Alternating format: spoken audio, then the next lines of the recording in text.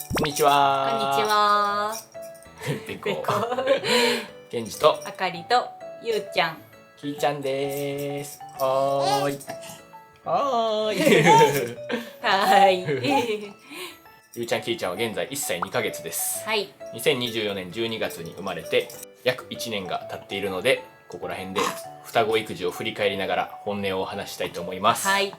双子育児していると大変なこととか、逆に双子で良かったなと思う瞬間もあるので、それをお話ししたいと思います。はい。あくまで私たちが思う双子育児の本音というところをお話したいと思います。まあ最初から双子で始まったんで、うん。一人の子を育てたこととかもないので、もう完全に僕たちの主観にはなるんですが、ちょっと本音をお話ししたいと思います。はい。ゆうちゃん、きーちゃんもここでじっとしてられないんで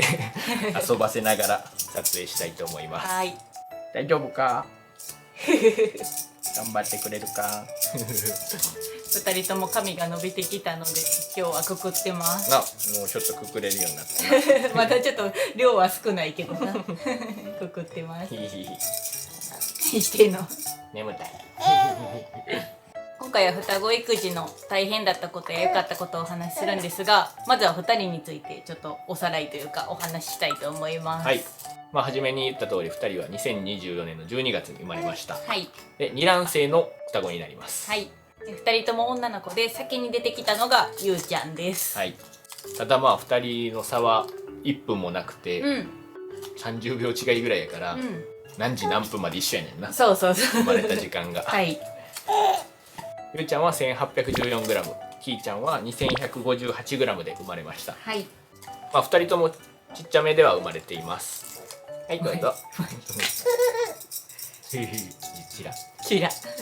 第2子のきーちゃんは先天性の四肢障害があるんですが、右足がもともと生まれつき欠損しています。あと両手の指、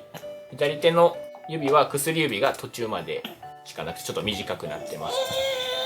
で右手は小指以外はあるんですが、親指以外の中3本がくっついている状態で生まれました。これは先日手術してもう少しで包帯が外れます。切り離しました。あとは左足が内反則の状態で生まれたんですが、これは生まれた後治療して、今も装具で治療してるんですが、こう外側に戻ってまっすぐになっています。ゆうちゃんの方はそういう身体的な障害はないんですけど、お腹の中にいる時にちょっと成長がゆっくりになってしまう胎児発育不全というものになりまして、小さく生まれたので、約1ヶ月ほど生まれてから NICU に入院していました。はい。なのでちょっと標準的な子よりは発達はゆっくりなんですけど、今はつかまり立ちとかするような状態になってます。はい。もう体もだいぶ大きくなってきて、2人一時は1キロぐらい体重差があったんですけど、今はもう100グラムぐらいしか差がないようになってきました。はい。とっても活発に動いております。特殊な状態で2人とも生まれてるんですが、ここまで順調に成長してくれてます。はい。じゃあまずは双子育児をして大変だったこと、今も大変なんですけど、それを順番にお話したいと思います。はい。まず1つ目は皆さんももう想像できることかもしれませんが、手が足りません。はい。大人の手が物理的に足りません。僕たちは今職業をこの YouTube でやらせてもらってるんで、ありがたいことにこれが今仕事なので、育児も2人でやってきてます。はい。だから1対1でつけるのはつけるんですが、それでもやっぱり手が足りないという状況も多いです。はい。例えば同時に泣いた時はやっぱり大変やなと思います。はい。1人ずつあやさないといけないし、やっぱその2人泣いてるっていうのがすごいパワーがあるんで、こっちもちょっと精神的にちょっと参る時もあります。こう大変さ2倍だと思われるかもしれないんですけど、こう単純に2倍というよりは、こう1人が泣いてるともう1人もつられて泣いたりとか、もっと大きい声で泣こうとしたりとか、そういうのもあるので、ちょっと2倍以上大変かなっていう時もあります。はい。これは新生児期の頃からもう今もなんですけど変わらず大変やし、なんやったら今の方がやっぱ力ついてきて泣き声とかも大きいんで、こっちもちょっと頭痛くなったりとかそういうのはあります。はい。で基本的には2人で育児してるんですけど、やっぱり1人になる時どっちかが例えば家事してたりとか出かけてたりして、一人で二人を見る時もあるんですけど、そういう時に同時に泣かれると、ほんまに一人抱っこしてももう一人泣いてる状態になるので、結構精神的にやられます。はい、もうちょっと年齢差がある兄弟とかやったらちょっと待っててとか通用するかもしれないんですけど、二人とも待ってないっていう感じです。まあワンオペで一人の子を育てていらっしゃる方と、まあ、似たような状況かもしれないんですが、同じ年齢の子が2人いるっていうのはそれぐらいパワーがいるなと思います。あと手が足りないところで言うと、やっぱお出かけとかも大変やなと思います。まずそもそも荷物が多くなる。双子なんでおむつの数も多いし、あとは哺乳瓶とかも今はもうミルク卒業したんで使ってないんですけど、哺乳瓶も2人それぞれ違う形のやつを使ってたのですごい大変でした。なんか旅行の時の荷物とかもめちゃくちゃ多いです。で微妙に体格差が違うんで、2人ともおむつのサイズとかも違うからそういうの用意するのも大変です。でまあ外食の時とかも、例えば1人のお子さんとかやったら1人が抱っこしてる間にもう1人食べたりとかできると思うんですけど、2人いるんでそれぞれ抱っこしたらもう大人は食べれないみたいな状況になるので、外食もすごい大変です。なかなかだから外食も行けてない状況かな。まあ、最近はそのベビーチェアとかに座れるようになってきたんで、まだできるようになってきたので、ちょくちょくまあ外食もしてます。ありがとう。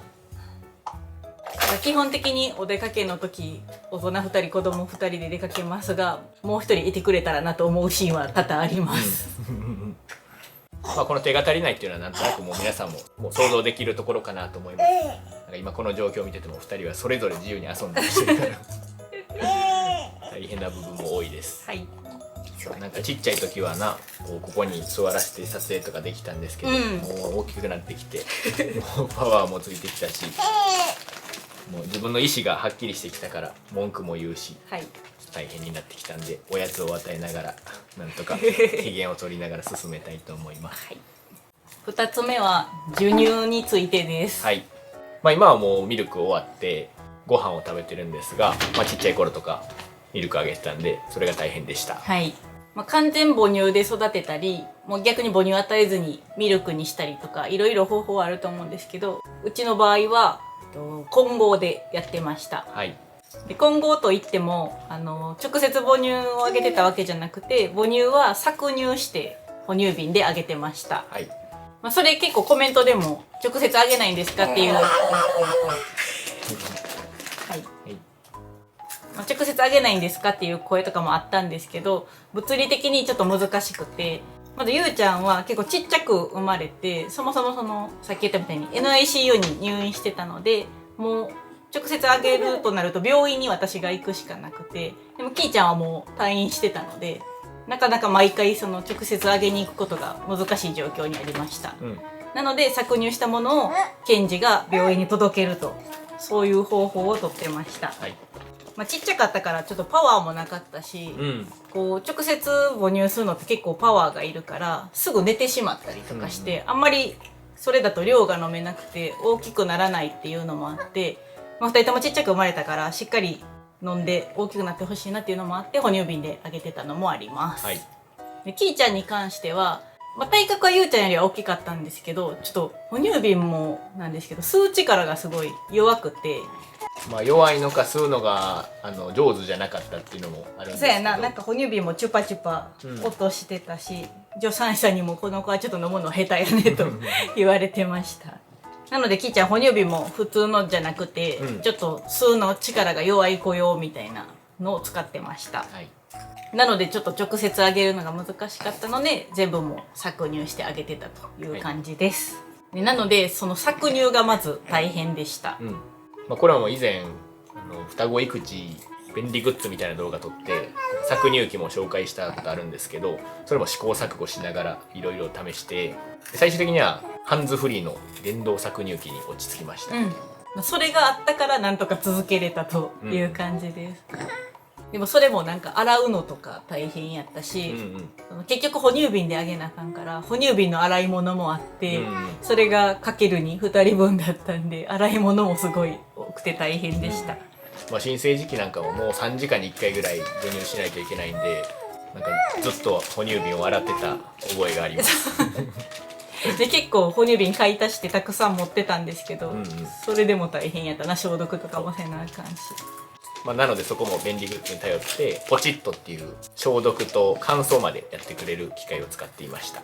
最初からミルクとかにしたらもっと楽だったと思うんですけど、結構私が母乳が出るタイプで、なんかやめたらやめたでその乳腺炎になる、炎症したりとかするリスクがあるからしっかり搾乳もしてくださいっていう感じで、なのでやめれなかったというのもあります。それのおかげでミルク代は浮いたんで、助かった部分もあります。やっぱ2人分やからな、完全ミルクで育てるってなるとミルクの消費も早いし、そんな安いものじゃないんで経済的にもなあかりがたくさん母乳が出たんで助かりました。その分体力的にも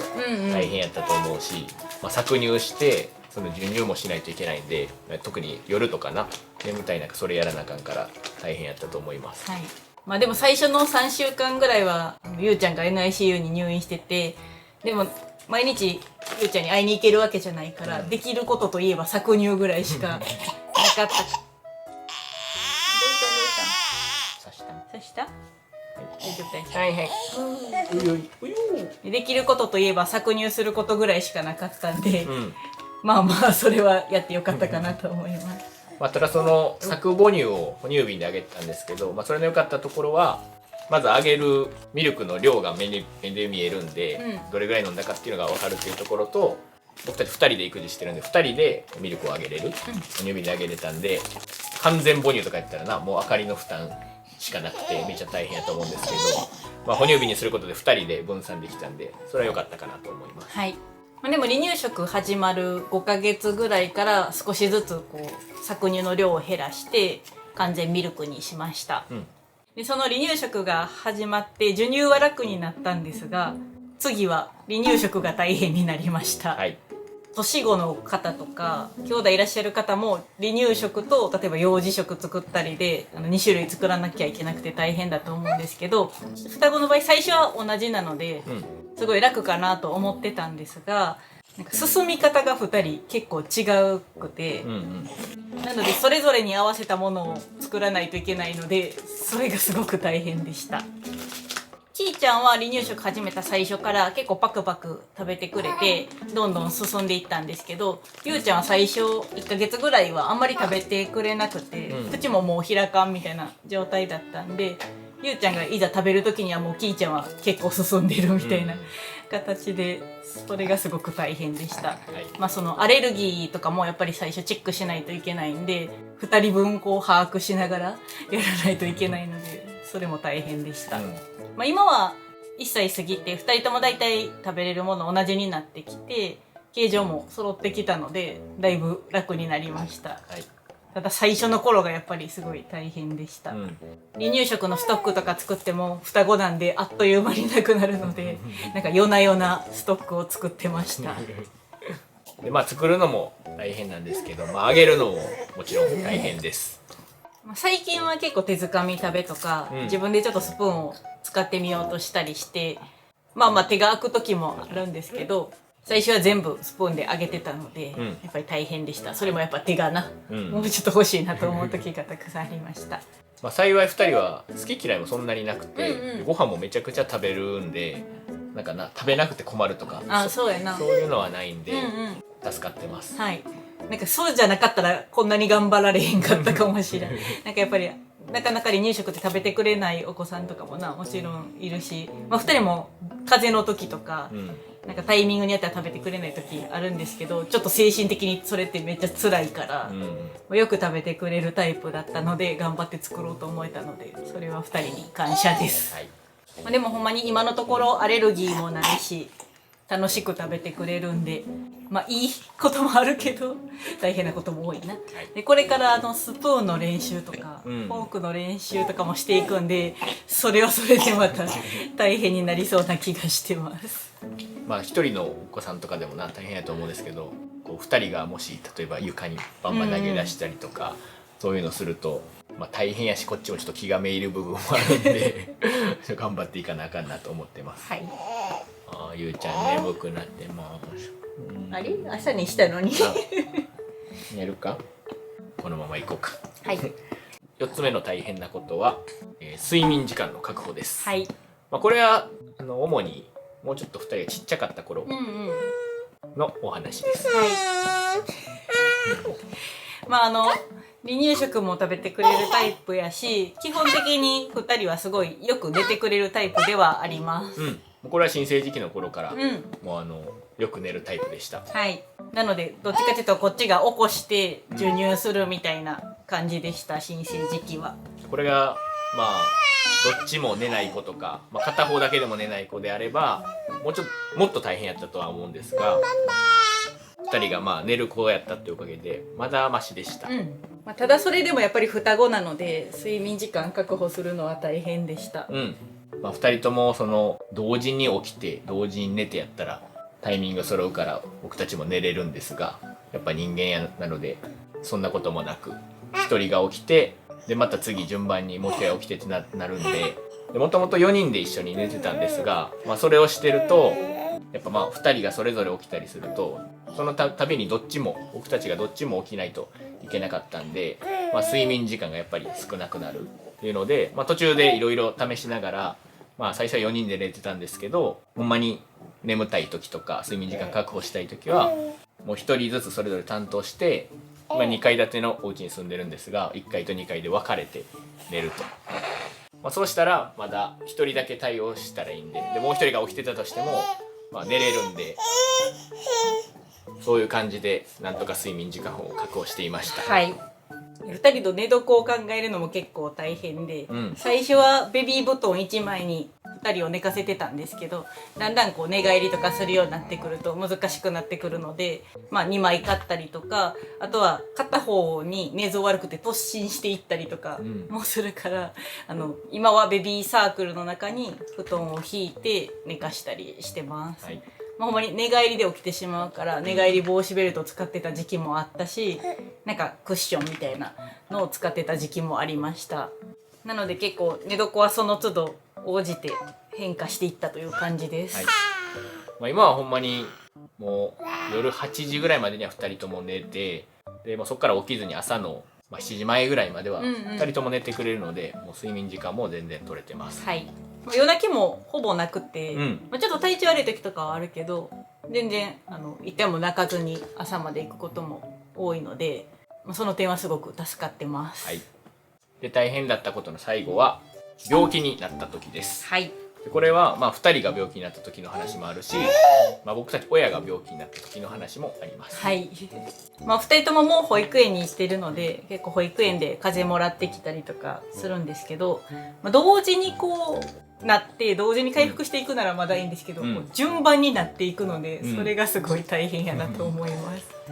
お子さんが何人かいらっしゃる家庭はあるあるかもしれないんですが、1人がもらってきて家庭内に蔓延していくというのがお決まりの流れになってます。で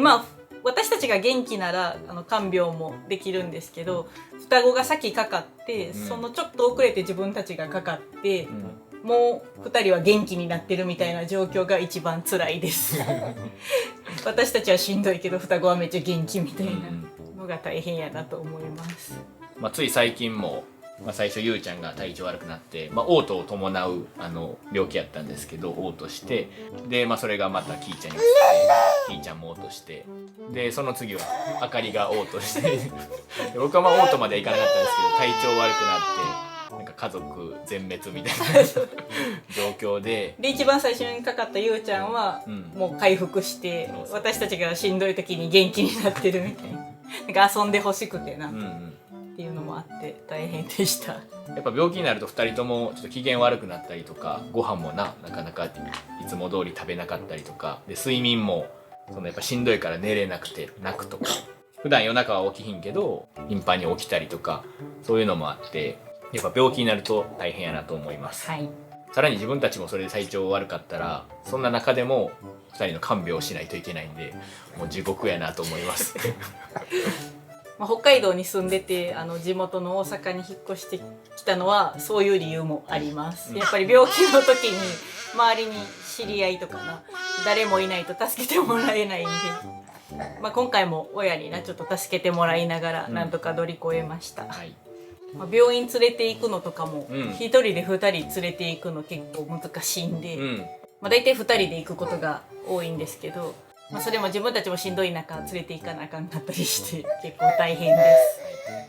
以上5つ大変なことをお話ししたんですが、それ以外でもほんまに細かいことも含め、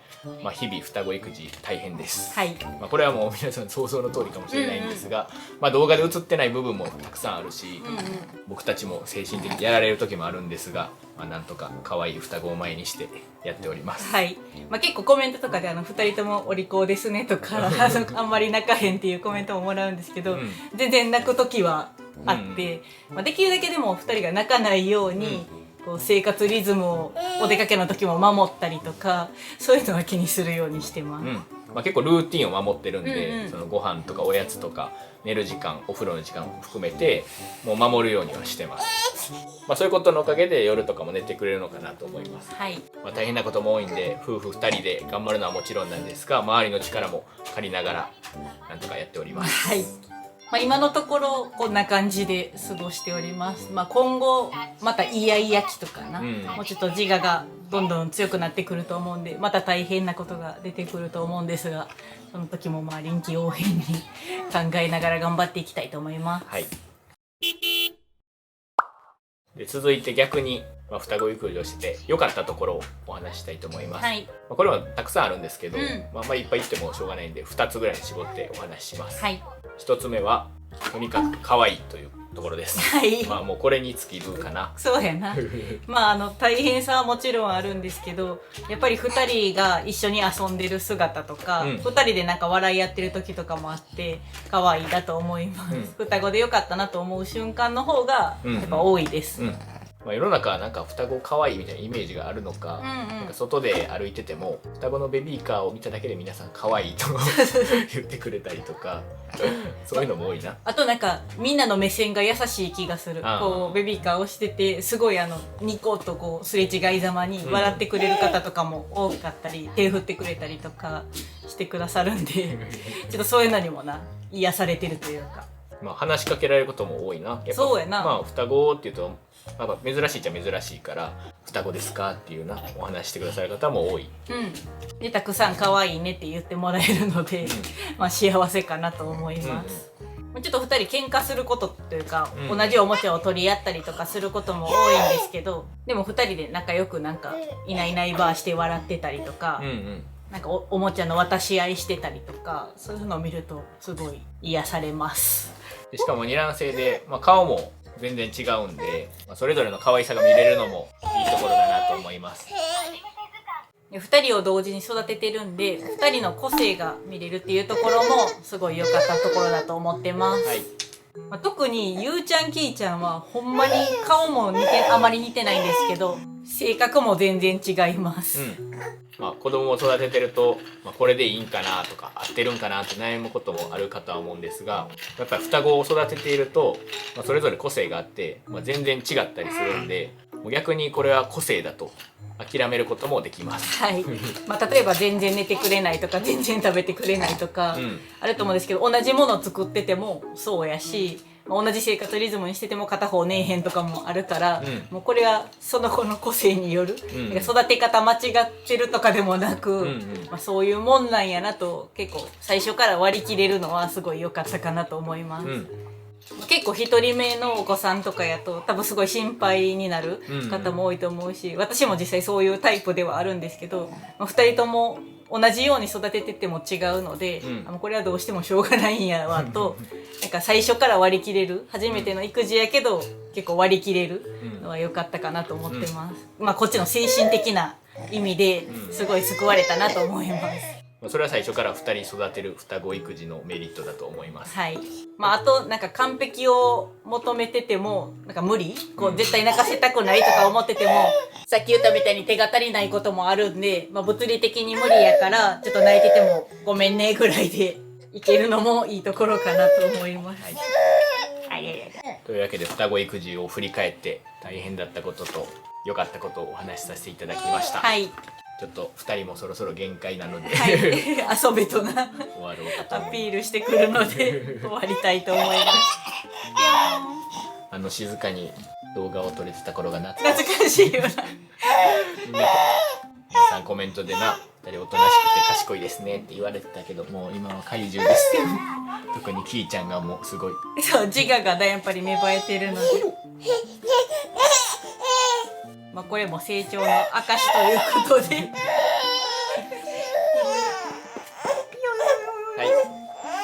はい、まあ、双子育児ずっとやってるんですけど、正直もうワンオペ双子育児は多分もう絶望的やと思います。まあ、世の中な双子でワンオペされてる方いると思うんですけど、正直2人で育ててても結構大変なんでワンオペでやってる方は尊敬しますし、まあ旦那さんが働いてる方もなおるけど、やっぱり周りの力も借りながらなんか協力しながら全員で子育てしていくのが大事やなと思います。はい。で時には諦めも肝心やなと思います。まあ普段はなこう途中でめっちゃぐずったりとか、大変な時はカットしたりして映さないようにしてるんで、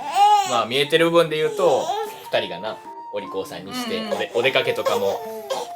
できてすごいですねってコメントもらう方も多いんですけどリアルは結構大変の日もあります。途中で撮影を中断して後からまた撮るみたいなのも実は多かったりすんねんな。そうそう。ゆうちゃん来てありがとう。遊びたいな。遊ぼう。ごめんありがとう。よし終わろうか。じゃあ、はい、ということで、はい、双子育児の本音についてお話ししました。最後までご視聴いただきありがとうございました。バイバーイ。ありがとうゆうちゃん、きっちゃん頑張ったな。バイバイしてる。撮影してたんですがこんな状況でした。葉っぱ食べるの誰？おもちゃ出しまくり、絵本とか。ヤギさん。あむ美味しいね。お魚。こっちの気分。